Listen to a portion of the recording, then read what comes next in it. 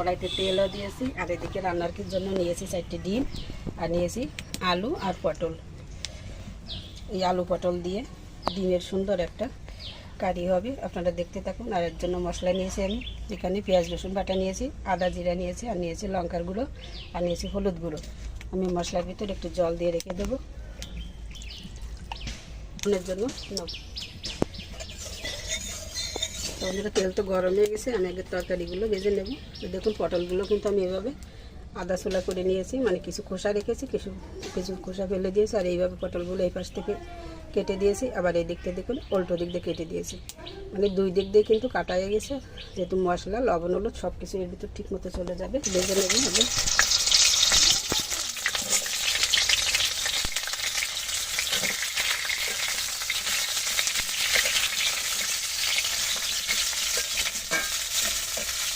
একসাথে দিয়ে দিচ্ছি, এদিকে একসাথে সামান্য একটু হলুদ দিয়ে দিচ্ছি পটলের সাথে লবণ। সুন্দর করে একদম লালচে করে ভেজে নেব। পটল কিন্তু একটু ভালো ভাজা না হলে কিন্তু রান্না করলে তরকারিতে এই পটলের সেই কাঁচা গন্ধ আসে কেমন, এগুলো একটু ভালো করে একটু পোড়া পোড়া করে একটু ভেজে নিতে হয়, গায়ে গায়ে একটু ডাল উঠে যায়।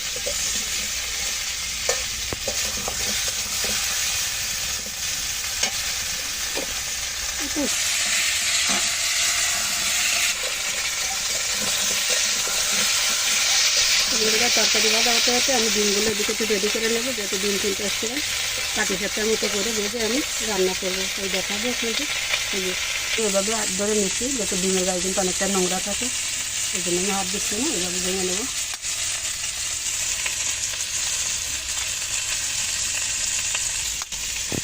তো বন্ধুরা, ওই খুঁটি চাপ লেগে কিন্তু ডিমের কুসুম ফেটে গেল, এই যে এটাও কিন্তু ভেঙে গেল।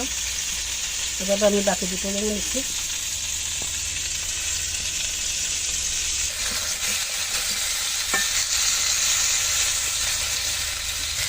তরকারিগুলো কিন্তু সুন্দর করে ভেজে নিচ্ছি। আর আগে আমি এদিকে ডিমটা কিন্তু একটু মশলা দিয়ে নেবো। বেশি মশলাগুলো নিয়েছিলাম সব কিন্তু সুন্দর করে গুলে নিয়েছি, এখান থেকে হালকা একটু দিয়ে দেবো ডিমের ভিতর। তো বন্ধুরা, আমার এই যে পদ্ধতি ডিম রান্নার, এটা যদি আপনাদের কাছে ভালো লাগে আপনারা একটা বাসায় ট্রাই করবেন। লবণ যাতে ডিম কিন্তু রান্না করলে এই জন্য কিন্তু ডিমের ভিতর লবণটা একটু কম দিতে হবে, যাতে তরকারি থেকে লবণ চলে যাবে এর ভিতর, এই জন্য একটু হালকা করে দিতে হবে। এভাবে ডিমটা আমি সুন্দর করে ফেটিয়ে নেব। এই যে বিভিন্ন রকম মশলা দিয়ে এইভাবে ফেটিয়ে দিলাম, এই ডিমটার স্বাদ কিন্তু একদম সম্পূর্ণ বদলে যাবে রান্না করলে। ডিমের পুরটাকে আমি রেডি করে নিলাম, এদিকে তরকারিও কিন্তু সুন্দর করে ভাজা হয়ে গেল। আমি এখন তুলে নেব। দেখুন সব পটলের গায়ে কিন্তু একটা পোড়া দাগ এসে গেছে, অর্থাৎ এই পটলটা কিন্তু সুন্দর একটা সুগন্ধ আছে রান্না করলে। আমি তুলে নিচ্ছি এখানে।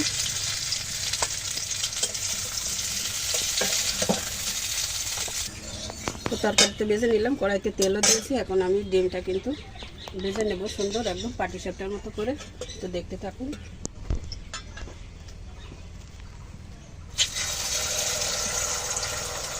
সব থেকে ডিম একসাথে দিলাম না,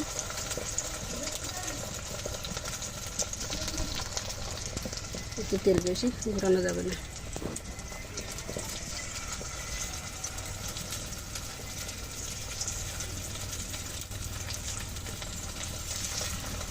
একটু ঢাকা দিয়ে দিচ্ছি, না খুলে নিলাম।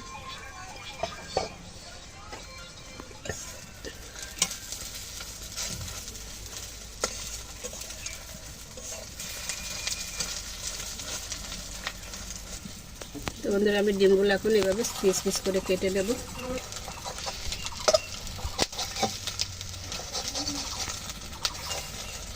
খুলে নিচ্ছি,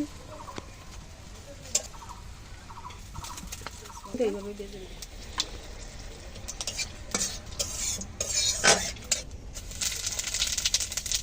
সামান্য একটু হলুদ দিয়ে দিয়েছি ফোড়নের উপর, দিয়ে মশলাটা আমি ঢেলে দিলাম।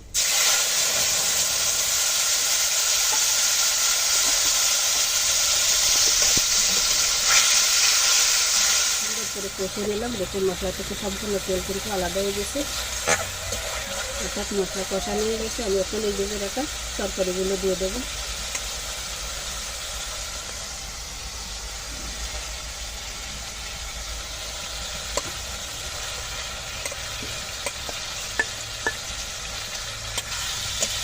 তরকারির সাথে সুন্দর করে মশলাটা আমি কষিয়ে নেব।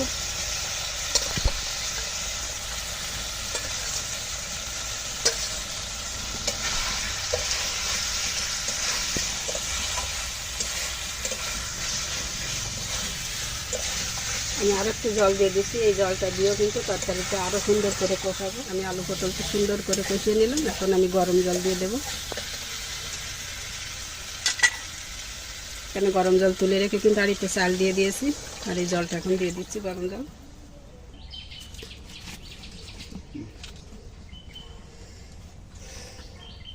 তো জল তো দিয়ে দিলাম। তো বন্ধুরা, দেখতে কেমন লাগছে আপনাদের কাছে? আর এই পদ্ধতিতে ডিম রান্না আপনাদের কাছে যদি মনে একটু দোলা দেয়, তো চ্যানেলটিকে সাবস্ক্রাইব করবেন, ফলো দিয়ে আমাদের সাথেই থাকবেন। আর আমাদের নিত্য নতুন এই ঘরোয়া রান্নাগুলো দেখতে আমাদেরকে উৎসাহ জাগাবেন, কারণ আপনি লাইক কমেন্ট কিন্তু আমাদের নতুন ভিডিও করতে অনুপ্রেরণা যোগায়। তো বন্ধুরা, সাথে থাকুন। একটু তরকারিতে জাল হোক, তারপরে ডিমগুলো আমি দিয়ে দেবো। মাঝে লবণ কি, তো তরকারিতে সুন্দর ফুটতে শুরু করে দিয়েছি। আমি এখন লবণ দিয়ে দিচ্ছি পরিমাণ মতন।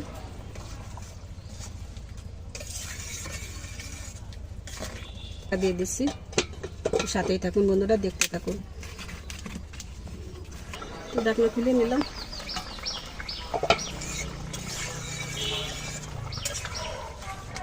তরকারিতে কিন্তু অনেকটাই জাল হয়ে গেছে। আমি এখানে ভেজে রাখা ডিমগুলো দিয়ে দিচ্ছি সব।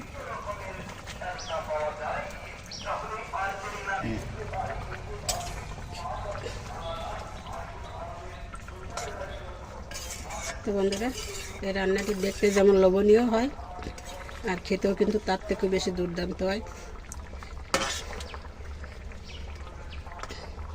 তো রান্না তো হয়ে গেল, এখন আমি দিয়ে দিচ্ছি 1/2 চামচ ভাজা জিরার গুঁড়ি।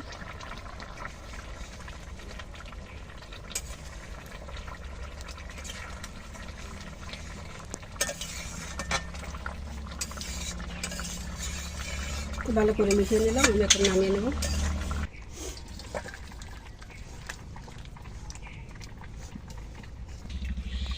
বড় পটলের তলে চলে গেছে পরে।